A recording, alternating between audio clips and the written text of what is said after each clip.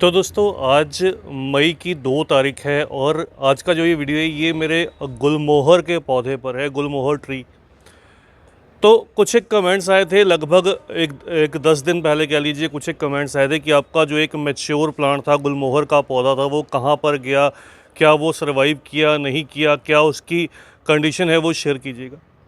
तो ये देखिएगा, ये मेरा वही गुलमोहर का पेड़ है जिसको मैं लगभग 2 साल पहले जो है वो नर्सरी से परचेज़ करके लाया था और इसको कह लीजिए कि एक मैच्योर प्लांट के तौर पर ही परचेज़ करके लाया था। अगर अभी आप देखिएगा, इसका जो बेस है, जो मेन स्ट्रक्चर है, वो अच्छा मैच्योर प्लांट है। गुलमोहर वैसे तो एक ज़मीन में लगने वाला पेड़ रहता है और फ्लावरिंग प्लांट भी रहता है, फूल देता है। लेकिन क्या होता है, जब आप गमले में ग्रो करते हैं तो इनकी जो ग्रोथ है वो स्लो रहती है। पहले मैंने इस पौधे को एक शैलो ट्रे में ग्रो किया था। किस तरह की ट्रे थी, आप अगर मेरा पुराना वीडियो देखेंगे उसमें आपको दिखाई भी देगा। ये देखिएगा कुछ इस टाइप में, जैसे अभी इस टाइप की ट्रे के अंदर जो है मैंने अपने एडेनियम के पौधे को ग्रो किया है। कुछ इसी तरह की एक शैलो बोनसाई ट्रे के अंदर मैंने इस गुलमोहर के पेड़ को भी ग्रो किया था। तो पौधा बहुत स्वस्थ था, लेकिन क्या हुआ था कि सर्दी के मौसम में ये जो पौधे रहते हैं ये पूरी तरह से रेस्ट या डोरमेंसी में चले जाते हैं। तो उस कंडीशन में क्या हुआ कि ये मेरा पौधा भी पूरी तरह से रेस्ट डोरमेंसी में चला गया। ऐसा लगा मुझे कि अब ये सर्वाइव नहीं कर पाएगा। इसकी जो हालत है वो ज़्यादा बुरी थी।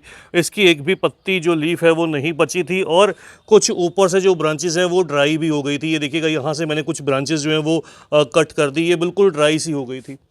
फिर इस साल मैंने जब इस पौधे की देखा तो लगभग कह लीजिए कि मार्च के एंड में या अप्रैल की स्टार्टिंग में इस पौधे ने जो अपनी नई ग्रोथ है वो स्टार्ट की।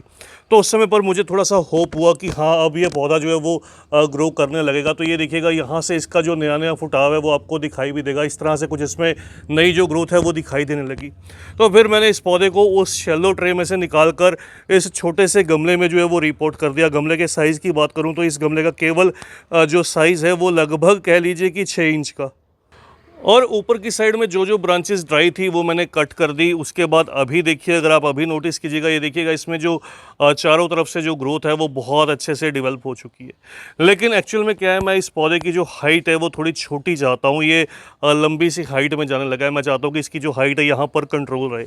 तो इस वजह से मुझे यहाँ से कुछ शूट्स चाहिए। अगर आप देखिएगा, यहाँ पर इसका जो नोड है वो डेवलप हो जाता है। इस तरह से यहाँ पर भी देखिएगा, इन जगहों से क्या है, ये पौधे जो है वो ग्रोथ करते हैं। तो यहाँ पर बहुत से ऐसे नोड एरिया हैं जहाँ से इनकी जो नई ग्रोथ है वो बिल्कुल स्टार्ट हो सकती है। तो इसलिए क्या है, मुझे यहाँ से इन पौधों की ग्रोथ चाहिए।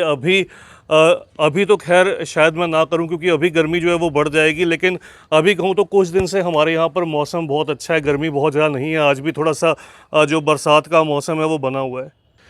तो मॉनसून कह लीजिए कि मिड के अंदर मैं इस पौधे की शायद ट्रिमिंग कर दूंगा। ट्रिमिंग के बाद इसकी नई ग्रोथ की वेट करूंगा। लेकिन हाँ, एक काम जो मैं अभी कर सकता हूँ वो आपके साथ शेयर करता हूँ। अभी क्या है, क्योंकि मुझे नीचे की साइड में ग्रोथ चाहिए तो एक एक्सपेरिमेंट है जो करके देखता हूँ, शायद वहाँ से कुछ ग्रोथ मिले, कुछ रिजल्ट मिले। मैं चाहता हूँ कि यहाँ से इसकी जो नई शूट है वो निकल कर आए। तो ये देखिएगा, एक ब्लेड है, आरी वाला ब्लेड मेरे हाथ में। तो क्या करना है, केवल सिंपली इस तरह से इस पौधे के ऊपर की ब्रांचेस के अंदर, यहाँ पर या मेन स्टेम कह लीजिए, इसके अंदर इस तरह से जो है वो कट लगा देना है। हल्का हल्का सा जो कट है वो मैं लगा दूंगा। इससे क्या होगा, बहुत चांसेस रहेंगे पौधा यहाँ से अपनी जो नई ग्रोथ है वो कर पाएगा। तो इस तरह से देखिएगा, ये ग्रीन ग्रीन जो जगह है ये निकल आएगी नीचे की तरफ से। तो इस तरह से पौधे के अंदर जो है वो हल्का हल्का सा, जहाँ जहाँ से आपको नई ग्रोथ चाहिए वहाँ से स्क्रैच कर दूंगा थोड़ा थोड़ा सा। तो उम्मीद करता हूँ कि यहाँ से बहुत जल्द ग्रोथ होगी। अगर यहाँ से ग्रोथ मिली मुझे तो यहाँ से मैं इस पौधे की जो है वो ट्रिमिंग भी कर दूँगा। बात करूं सनलाइट की, तो इन पौधों को प्रॉपर सनलाइट में प्लेस कीजिएगा जहां पर अच्छी पूरे दिन की धूप मिले। तो मैंने इसको सेकंड फ्लोर पर ही प्लेस किया है। यहां पर पूरे दिन की इसको धूप मिलेगी। पानी मॉडरेट दीजिएगा। बहुत ज़्यादा ओवर वाटरिंग से कई बार रूट रोट हो जाते हैं जो गमले में रहते हैं पौधे। इसलिए जब मिट्टी थोड़ी सी ऊपर से 1-2 इंच जो है वो सूखी हुई दिखाई दे तभी केवल पानी दीजिएगा।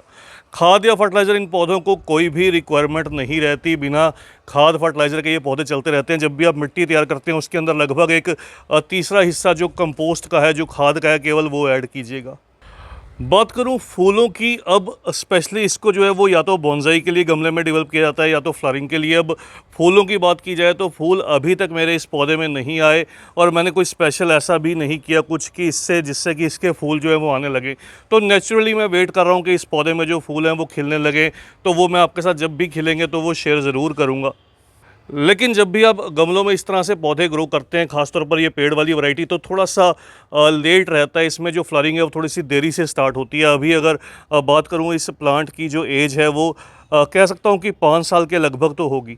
तो मैं नर्सरी से 2 साल पहले लेकर आया था, उस समय भी ये मैच्योर पौधा था, तो 5 से 6 साल इसकी जो एज है वो होगी। क्योंकि ये गमले के अंदर है तो स्लो ग्रोइंग रहते हैं, जैसे मैंने आपको बताया, धीरे धीरे इनकी जो एज है वो बढ़ती रहती है। जैसे ये देखिएगा, अब अडेनियम के पौधे हैं, लगभग 4-4, 5-5 साल की उम्र के हैं, लेकिन इनकी जो ग्रोथ है वो लिमिटेड है। यही एक रीज़न रहता है, ग्रोथ जो है वो स्लो रहती है गमले में। तो बस दोस्तों, ये मेरे पौधे की अपडेट थी जो आपके साथ शेयर करनी थी। इंसेक्ट पेस्टिस के ऊपर कुछ भी अटैक नहीं करता। अगर आपके पास कुछ छायादार आप पेड़ लगाना चाहते हैं, इस पेड़ को ज़रूर ग्रो कर सकते हैं, गमलों में भी ग्रो कर सकते हैं, ज़मीन में जगह हो तो वो बहुत बेहतर रहता है। तो आज की इस छोटी सी वीडियो में इतना ही। जल्दी ही मिलते हैं किसी और नए टॉपिक के साथ, किसी और नई वीडियो के साथ। तब तक के लिए bye, happy gardening, take care.